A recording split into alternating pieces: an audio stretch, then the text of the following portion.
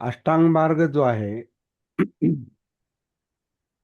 सम्मा दिट्ठी, सम्मा संकप्पो, सम्मा वाचा, सम्मा वायामो, सम्मा आजीवो, सम्मा वायामो. काय राहिलं का? सम्मा दिट्ठी, सम्मा संकप्पो, सम्मा वाचा, सम्मा कम्मंतो, सम्मा वायामो, सम्मा आजीवो, नंतर सम्मा हाँ जी, वायामो, हाँ। सम्मा सती, सम्मा समाधी. समझ। हा, तर आता हाँ हे सम्मा सती आणि सम्मा समाधी म्हणजे सम्यक सती. आता ही सम्यक सती आणि सम्यक समाधी याच्यामध्ये सप्तबोध्यांगाची 6 अंग येतात. हे आपण थोडंसं लक्षात घेऊया. आपल्याला अष्टांग मार्ग प्रॅक्टिकली उलटा पाहायचा प्रयत्न करायचा आहे. सुरट्याचा अभ्यास बहुतेकांना आहे. सम्यक दृष्टी आता वाचलं पण असेल बऱ्याच ठिकाणी. त्याचे वेगवेगळे अनुवाद आहेत. त्या शब्दांचे अनुवाद आहेत. त्याची स्पष्टीकरणं वेगळ्या पद्धतीनं दिली जातात. सम्यक दृष्टीमध्ये सगळा धम्मच येतो, समज येते, अंडरस्टँडिंग येते, असं म्हटलं जातं. सम्यक दृष्टीमध्ये अनेक गोष्टी येतात. 4 आर्य सत्य येतील. अष्टांग मार्गाची त्यातलं 4थं अंग म्हणजे अष्टांग मार्गाची समज येईल. सम्यक दृष्टीमध्ये प्रतित्य समुत्पाद येईल. म्हणजे भवचक्र येईल, दुःखचक्र येईल. सम्यक दृष्टीमध्ये अ, ते दुःखानित्य अनात्माची शिकवण येईल. सम्यक दृष्टीमध्ये आपण जो धम्मपदाचा अभ्यास केला बराचसा, त्यातल्या अनेक गोष्टी या सम्यक दृष्टीच्या अंतर्गत येऊ शकतात. तर जी समज माणसाला येते, अंडरस्टँडिंग किंवा अंतर्दृष्टी, इन्साइट, ही जी समज माणसाला येते त्याला दृष्टी म्हटलेलं आहे. दृष्टी म्हणजे डोळ्यांची दृष्टी नव्हे, अंतर्दृष्टी म्हणजे आतली दृष्टी, म्हणजे आतलं पाहता येणं, म्हणजे अस्तित्व पाहता येणं आतून.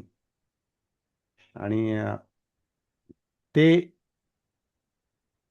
कशामुळे दिसतं? तर आतमध्ये आपलं कनेक्शन आहे.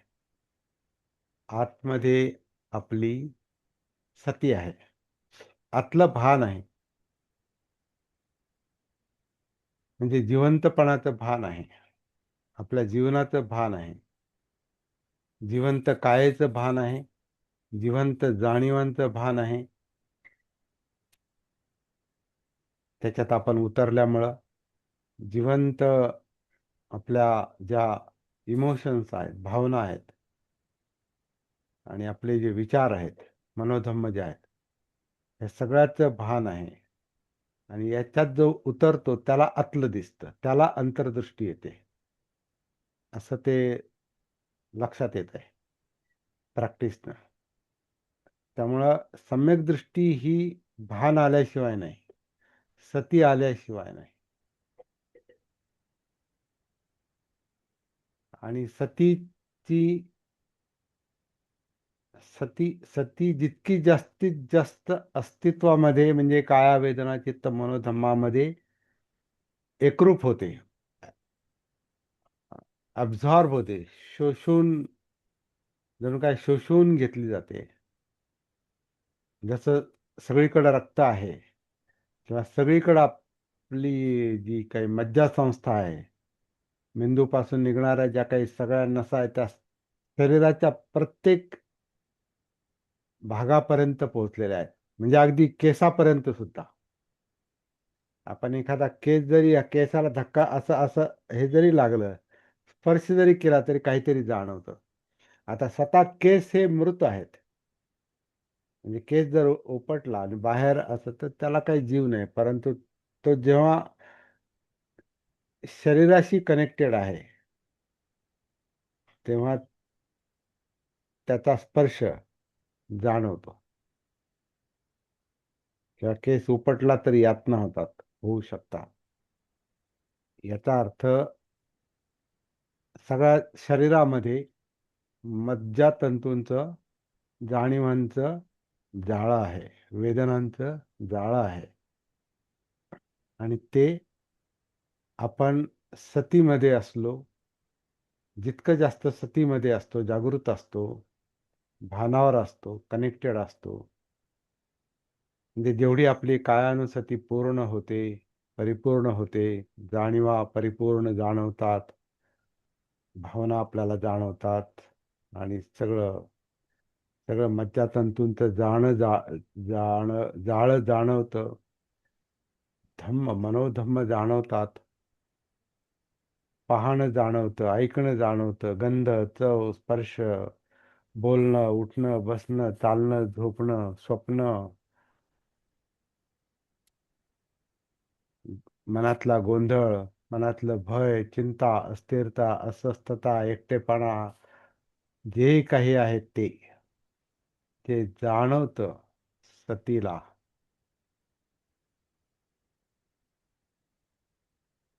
तर ते सगळं दुःखांचा पण एक जणू काही गोंधळ आपल्याला जाणवतो, यातनांचा गोंधळ जाणवतो.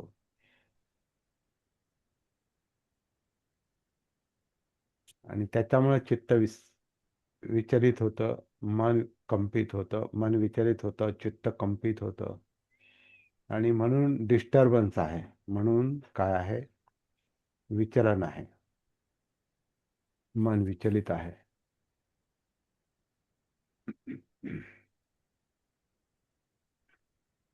आणि हे विचलित मन जेव्हा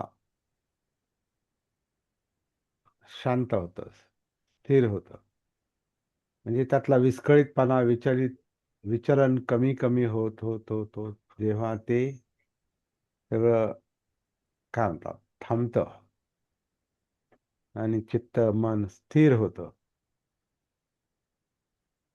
ती समाधीची अवस्था आहे. तिथं आपलं व्यक्तिमत्व जे आहे हे विखुरलेलं नाही, पांगलेलं नाही, एक मार्गी आहे, एकायनो मग्गो, एकमेव एकाच मार्गावर आहे, आणि ते विमुक्तीच्या मार्गावर आहे. आणि ती अवस्था जी आहे ती समाधी आहे. म्हणजे आता आपण थोडं कल्पनेनं आधी समजून घेऊ, कारण शेवटी आपल्या दृष्टिक्षेपामध्ये आपलं ध्येय पाहिजे. त्याला सम्यक दृष्टी म्हटलेलं आहे. सम्यक दृष्टी म्हणजे जे काही करायचंय, जे आपल्या संकल्पात आहे, जे आपल्याला लक्षात येतंय, जाणवतं, समजतं, ते जेव्हा आपलं ध्येय बनतं, तो संकल्प बनतो, त्या संकल्पामध्ये आपल्याला असं दिसतं का हे विखुरलेलं अस्तित्व, हे पांगलेलं अस्तित्व, हे चंचल अस्तित्व, हे दुःख, या यातना, हे डिस्टर्बन्स, हे सगळं काय झालं पाहिजे, थांबलं पाहिजे. म्हणजे आपल्याला निब्बाण पाहिजे,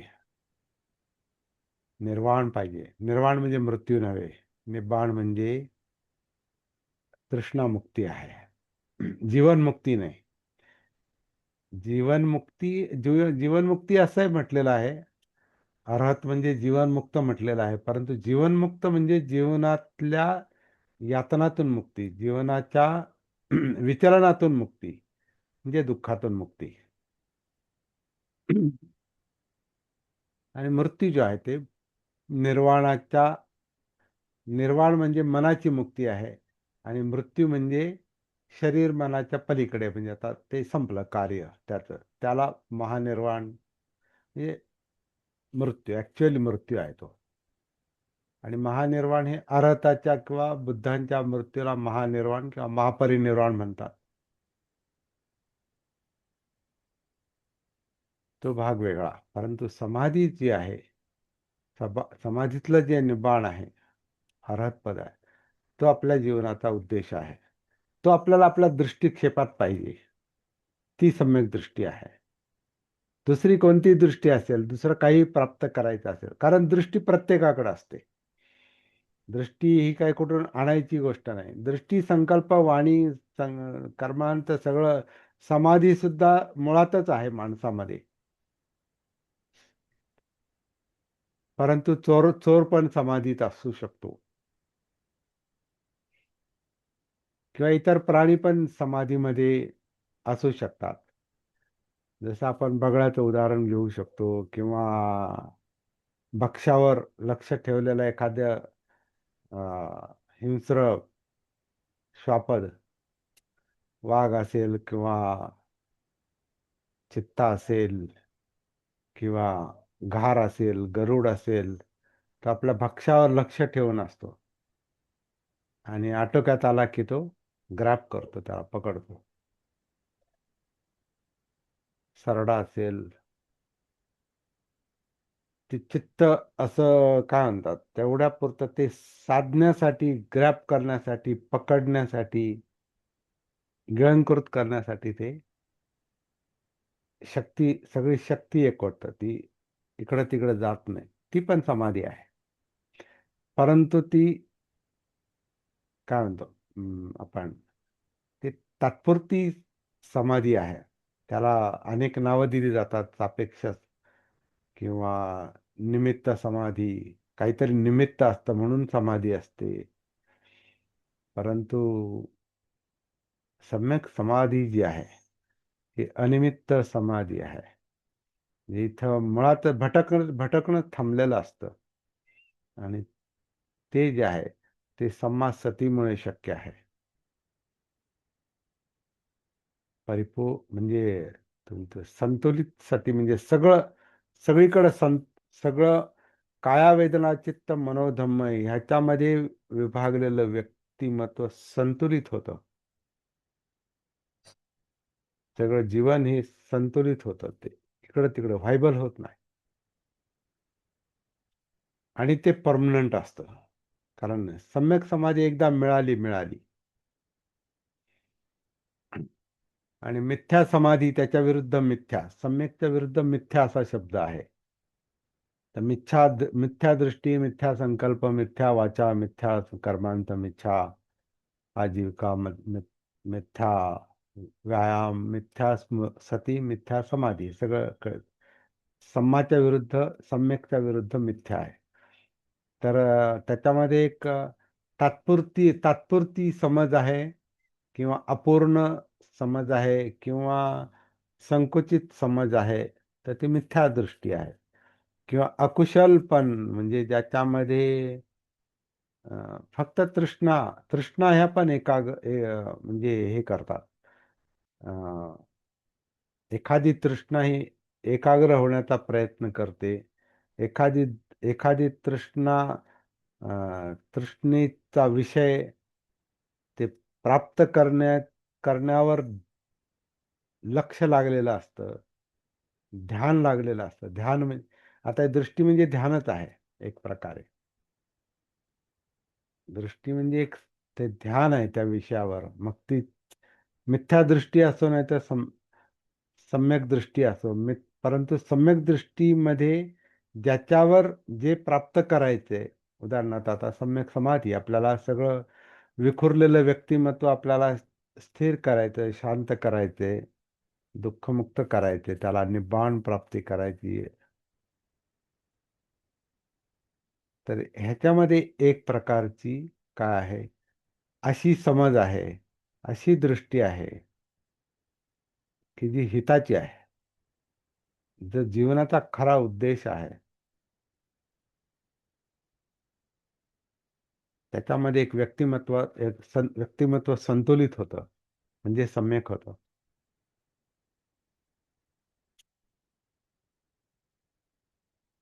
तर हे जर आधी दृष्टिक्षेपात येत असेल हळूहळू हळूहळू प्रॅक्टिस करता करता, तर प्रॅक्टिस पुन्हा सतीचीच करावी लागते, जागृत होण्याची करावी लागते.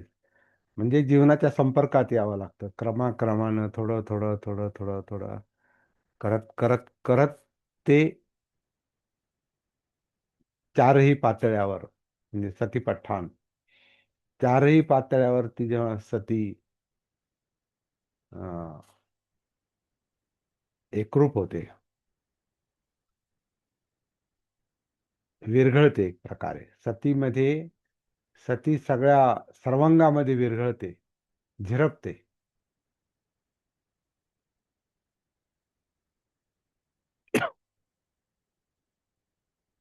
मग पुन्हा अनापानसतीकडे यायची गरज नाही. कारण अनापानसती ही एंट्री आहे. अनापानसती जाणवत राहतेच, कारण ते चालूच आहे ते काम. श्वासाचं अनापान, शरीराचं हे आन आणि अपान, काया आन काया अपान, हे मरेपर्यंत चालूच राहणार आहे. जन्माला आल्याबरोबर सुरू झालं, मरेपर्यंत चालू राहणार. परंतु सुरुवातीला या म्हणजे या सतीचं, या जागृतीचा अभ्यास होण्यासाठी, जागृती अनुभवाला येण्यासाठी आपल्याला सुरुवातीला एंट्री म्हणून आनापानसतीचा आधार घ्यावा लागतो. पण नंतर सगळ्या अंगामध्ये, सर्वांगामध्ये, चारही अंगात जेव्हा ते झिरपतं, तेव्हा आनापानसतीची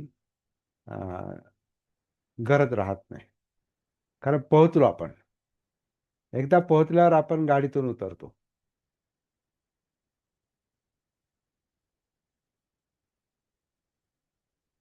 गाडीत बसण्याची गरज तोपर्यंतच असते, जोपर्यंत आपल्याला आपण पाहिजे तिथं पोहोचत नाही. आणि एकदा आपण पाहिजे तिथे पोहोचलो, तेव्हा गाडीची काय गरज नाही. किंवा नावेचं उदाहरण दिलं जातं. बुद्धांनी धम्म सुद्धा सोडून द्यावे लागतात. धम्माला नाव किंवा तराफा म्हटलेला आहे बुद्धांनी. आणि धम्म म्हणजे जी प्रत्येक गोष्ट जी सतीला जागृतीला जाणवते, म्हणजे बुद्धाला जाणवते. सती म्हणजे बुद्धत्वच आहे, जागृती म्हणजे बुद्धत्वच आहे. जेवढी सती तेवढे बुद्ध आपल्यात आहेत. जेवढी जागृती तेवढे बुद्ध आपल्यामध्ये उदयाला आले समजायचे.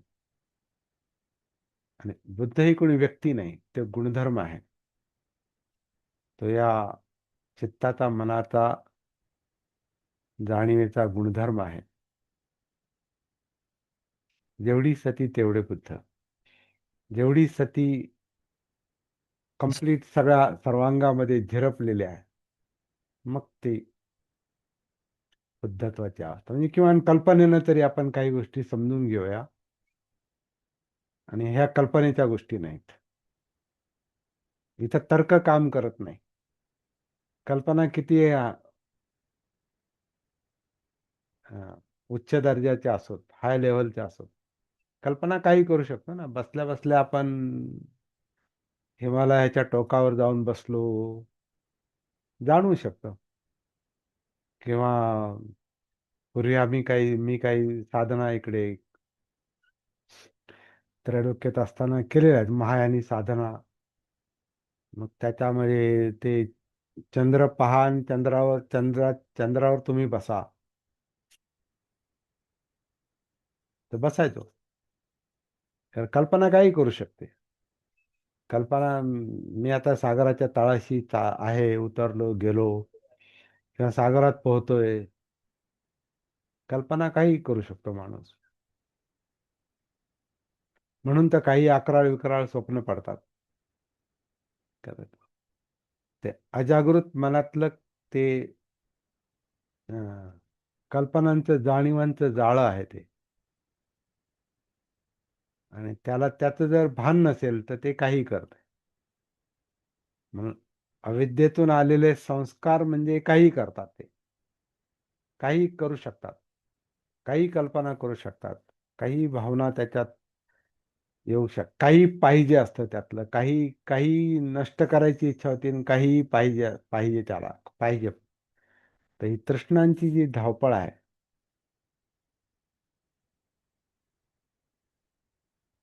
धम्म. आणि धम्मामध्ये अधम्म सद्धम्म, जसं बाबासाहेबांनी म्हटलेलं आहे, ते दोन्ही असतं. तर अधम्माची तृष्णा आणि सद्धम्माची समज. सद्धम्म ही समज आहे. सद्धम्म ही तृष्णांची समज आहे. तृष्णांना ओळखतो. सद्धम्म म्हणजे, कारण तृष्णा मुक्ती पाहिजे. कारण तृष्णा दुःखाचं कारण आहे. तृष्णा मुक्ती पाहिजे. मग तृष्णा मुक्तीची समज म्हणजे सद्धम्माची समज आहे. तर ही जी समज आहे, ही जागृतीमुळे येते. तर जागृती जे जे पाहतं त्याला धम्म म्हटलेलं आहे. आणि ते धम्म पाहिले की त्याला धरून ठेवण्याची गरज नाही. म्हणून धम्माला तराफा म्हटलेला आहे. तराफा म्हणजे तराफा नदीवर असतो. आता आपण ते पाहतो ना, आता महापूर येत आहेत आणि कधी कधी गावामध्ये शहरामध्ये पाणी शिरतं. सगळे रस्ते तुडुंब पाण्याने भरलेले आणि त्याच्यामध्ये काही ते रेस्क्यू आले म्हणजे काही लोकांची सुटका करण्यासाठी त्या बोटी सोडलेल्या असतात त्याच्यात. तर त्या बोटी काय करतात, छोट्या छोट्या बोटी, तराफा म्हणजे अशा प्रकारचा. तर ते काय करतात, जे अडचणीत असलेले लोक आहेत त्यांना घेऊन ते पलीकडच्या किनाऱ्यावर कुठेतरी सुरक्षित ठिकाणी नेऊन सोडतात. मग ते सुटतात, ते म्हणजे वाचतात ते लोक. ते लोक मरत नाहीत, त्यांना मरू दिलं जात नाही. ते त्याच्यातून ते वाचतात. या प्रवाहातून ते वाचतात, पुरातून वाचतात. तसा आपला हा तृष्णेचा प्रवाह आहे. जीवन प्रवाह हा एक तृष्णांचाच प्रवाह आहे. आणि हाच माणसाला काय करतो, सक्रिय ठेवतो. म्हणून आपली धडपड चाललेली असते जगण्यात.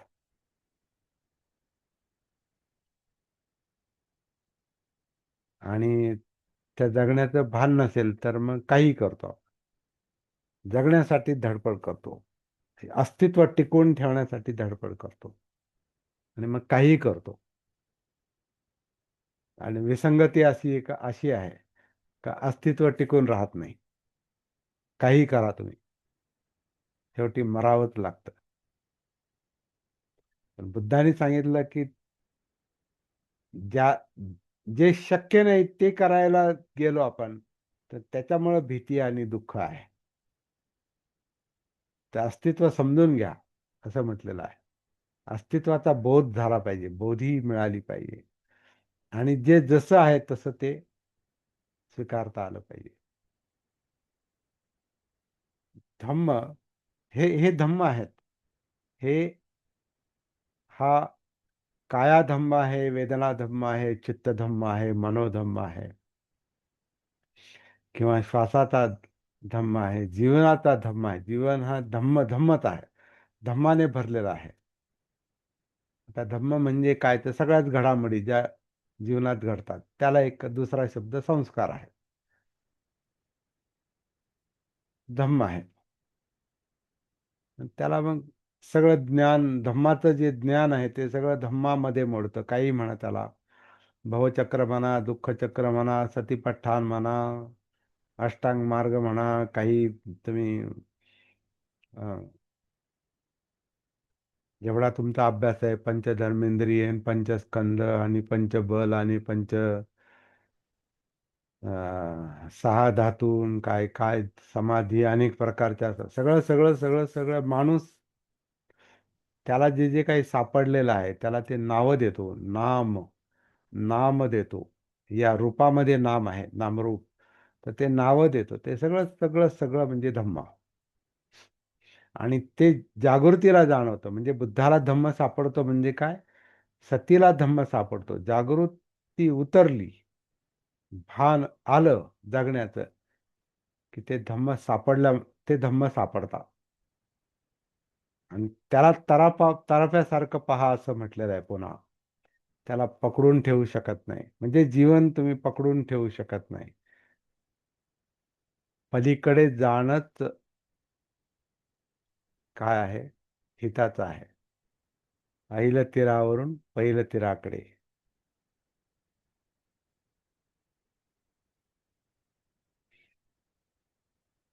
दुःखाच्या ऐल तीरावरून दुःखमुक्तीच्या तीराकडे, ही कल्पना आहे.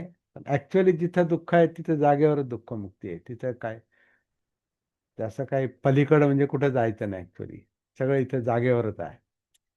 तर कल्पना कल्पना ज्या आहेत, कल्पनेच्या माध्यमातून ते लक्षात येतं म्हणून ते कल्पना सांगाव्या लागतात. ऍक्च्युअली काहीच नाही.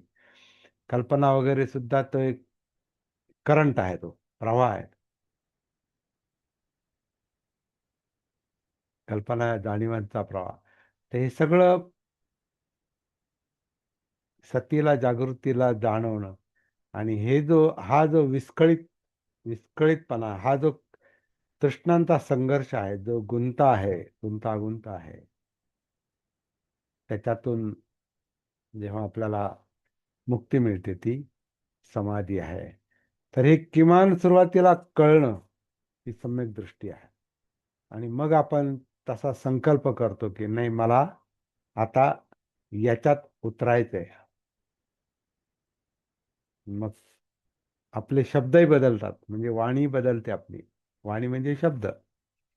सम्यक सम्मा वाचा येते. काही बडबड नाही करत, काहीही बोलत नाही. कारण बोलण्यामागे सम्यक दृष्टी असली की शब्द पण बदलतात. मोघम मोघम बडबड नाही चालत. कारण तो आतून पाहतोय, पाहणारा आतून पाहतोय, त्यामुळे त्याचे शब्द निसटते शब्द नसतं. बोलता येतं म्हणून बोलत नाही. त्याच्यामागे एक भान आहे, जागृती आहे, दृष्टी आहे, अंतर्दृष्टी आहे. कर्म बदलतं, म्हणजे वर्तन बदलतं. मग इथून पुढे शिलाचरण सुरू होतं. म्हणजे वाणीच्या पातळीवरची ती जी मुसावादा किंवा फरस वाचा किंवा संप फलाप वाचा किंवा पिसुण वाचा, जे निंदाजनक बोलणं आहे, व्यर्थ बडबड आहे, कठोर बोलणं आहे, असत्य बोलणं आहे, हे वाणीच्या संपर्कात आधी यावं लागतं. मग पुढचं शिलाचरण. खरं म्हणजे पानाती पाता आधी का टाकला हा प्रश्न आहे मला पण. पंचशिलात पानाती पाता आधी कसं काय आलं, जे नंतर कळतंय ते. आधी वाणी भानावर आली पाहिजे या क्रमाने पाहिलं तर.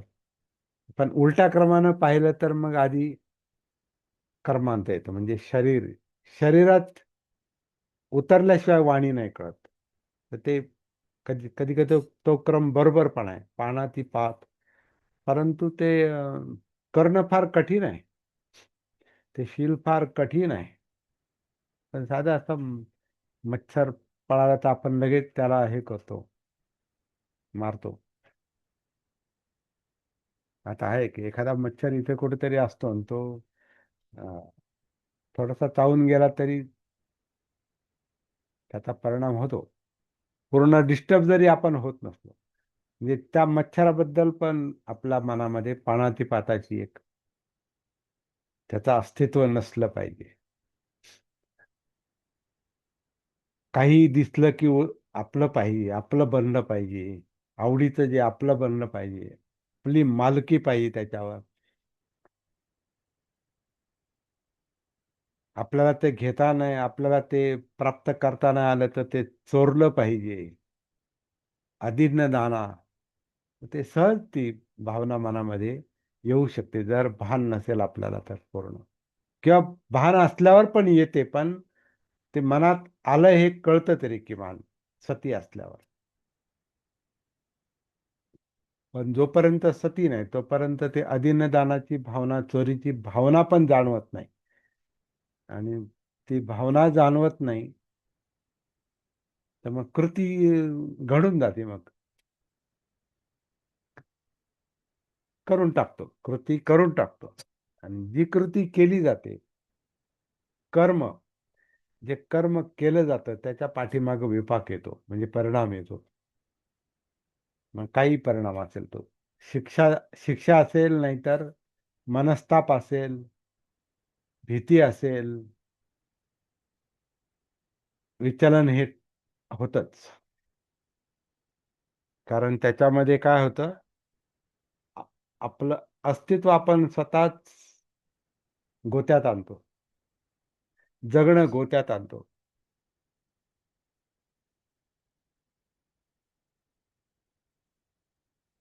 व्यभिचार सोपं नाही ते. त्या सेक्शुअल फिलिंग ज्या आहेत, कामवासना ज्या आहेत, त्या हाडामासामध्ये दडलेल्या आहेत. आणि संशोधन तर असं सांगतं की आपले कामछंदाच्या ज्या भावना आहेत ना, ह्या हाडाच्या पोकळीत आहेत. असं एक कोणतरी मला सांगितलं आणि पटतं ते. मॅरो, त्या हाडाच्या पोकळीमध्ये ते कामछंद आहे. म्हणजे पंचशील किती कठीण आहे बघा. आणि आपण आधीच म्हणतो पंचशिलाचं पालन करा, शील समाधी प्रज्ञा, चुकीचा क्रम आहे. आधी शिलाचरण येऊ शकत नाही. आधी समाधीची समज आली पाहिजे. दृष्टीमध्ये आधी समाधी पाहिजे. मग या सगळ्याचं भान पाहिजे. मग तसे व्यायाम प्रयत्न पाहिजेत. मग तशी आपली जीवनशैली आपल्याला बदलता येते. आजीविका, लाईफस्टाईल बदलता येते. मग शिलाचरणाची समज येते. वाणी बदलते. आणि या सगळ्याचा संकल्प सम्यक दृष्टीमध्ये आला पाहिजे. असं ते अष्टांग मार्ग आहे. परंतु एक गोष्ट आपल्याला आज मला लक्षात आणून द्यायची होती, की सती आणि समाधीमध्ये सप्तबुद्ध्यांग आहे, जे आपण वारंवार त्याचा अभ्यास करत आलेलो आहोत. सप्तबुद्ध्यांग, पहिलं सती म्हणजे सतीपठ्ठाण, धम्मविचय, वीर्य म्हणजे एक एक तर प्रयत्न, शक्ती लावून प्रयत्न करावे लागतात, किंवा धम्म समजल्यानंतर धम्मविचय, धम्माचं स्वरूप, धम्माचं ॲनालिसिस झाल्यानंतर आपली शक्ती मुक्त होते, असंही ते दिसतंय. किंवा हे सगळं करायला आपल्याला प्रयत्न करावे लागतात, म्हणजे शक्ती लावावी लागते. जाणीवपूर्वक आपल्याला ते करावं लागतं. आणि आनापानसती असेल, सतीपठ्ठाण असेल, काय असेल ते.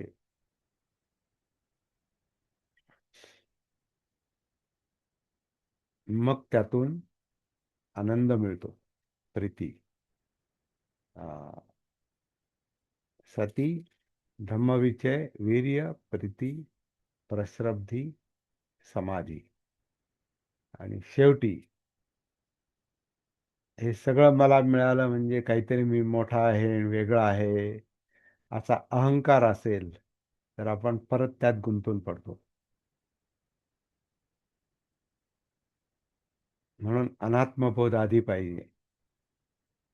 म्हणून आपली जी प्रॅक्टिस आहे, म्हणजे माझी जी व्यक्तिगत प्रॅक्टिस, मी पहिल्यापासून मला जे लक्षात आलंय 2000 साली,